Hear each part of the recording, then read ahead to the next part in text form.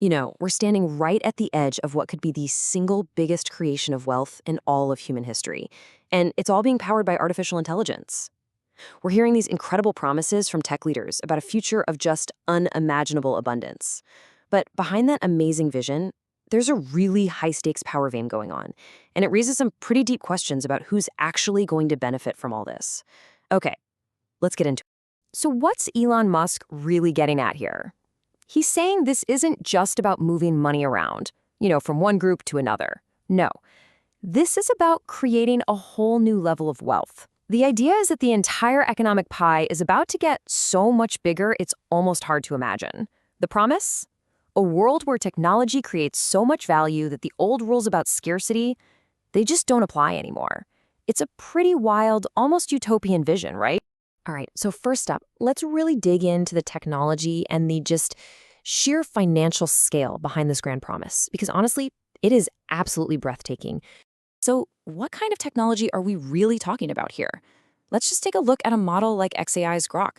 I mean, this is so much more than a simple chatbot. It's a total powerhouse of different tools. It can reason its way through incredibly difficult scientific problems. It can see and understand the world through images. It can create brand new visuals from scratch, and it can even search for up-to-the-minute information. These right here, these are the building blocks of a completely new economy. And this part is absolutely crucial. This isn't some science fiction idea for 20 years from now. This technology is being built right now, from the ground up, to be ready for big business. It's hitting all the major compliance standards like GDPR and SOC 2. And what that means is that it's ready for deployment today in major corporations and even in government. The foundation, believe it or not, has already been laid. And all of that technological muscle, well, it translates directly into just mind-boggling sums of money. I mean, look at SpaceX. They're shooting for a $1 trillion valuation when they go public in 2026. $1 trillion. And what's driving that insane number? You guessed it. It's their plans for AI integration and for building data centers in space.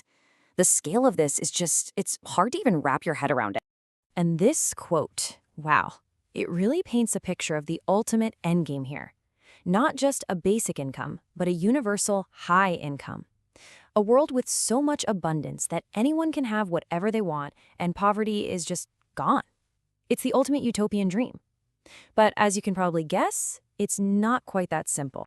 Because behind that sunny vision of a shared utopia, there's a massive high-stakes power game unfolding between a whole new class of corporate giants. Just look at this move, for instance. You've got NVIDIA, the company making all the essential chips for AI, partnering with OpenAI to the tune of $100 billion. That is not just a business deal. That's a massive strategic alliance, a move to build out the infrastructure and just try to dominate the entire field. Now, this quote, this is a total game changer. What this is telling us is you got to stop thinking about this like a normal business rivalry. This is a whole new kind of geopolitical struggle. We're talking about corporate empires that are starting to act like actual nation-states, forging their own alliances and battling for control. So the question becomes, who are the new world powers? And these new empires, they have very different playbooks for how they're going to win. On one side, you have Elon Musk's xAI.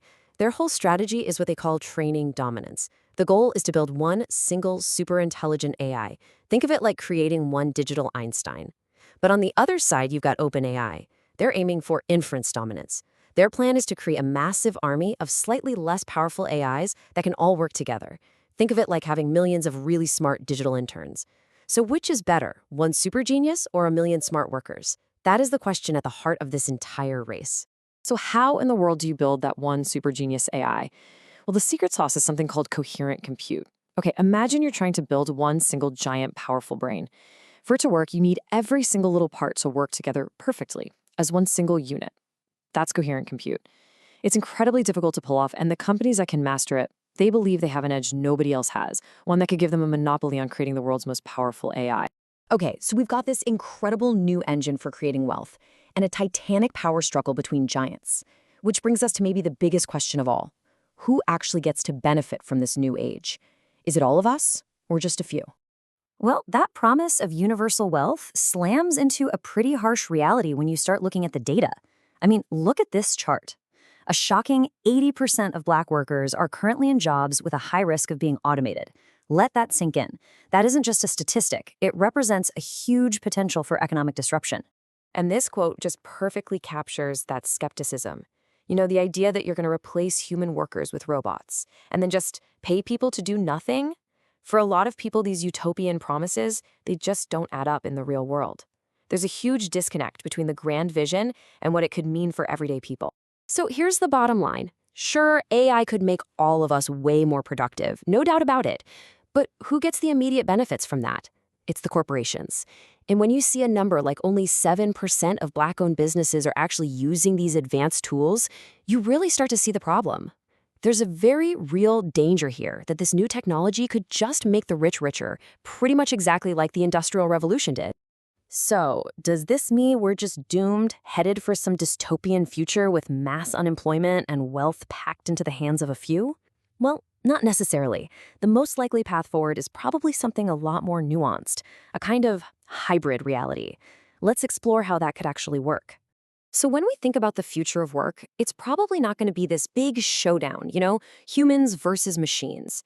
The real answer, the real opportunity, is in finding smart ways to blend the incredible power of technology with our own uniquely human wisdom and skills.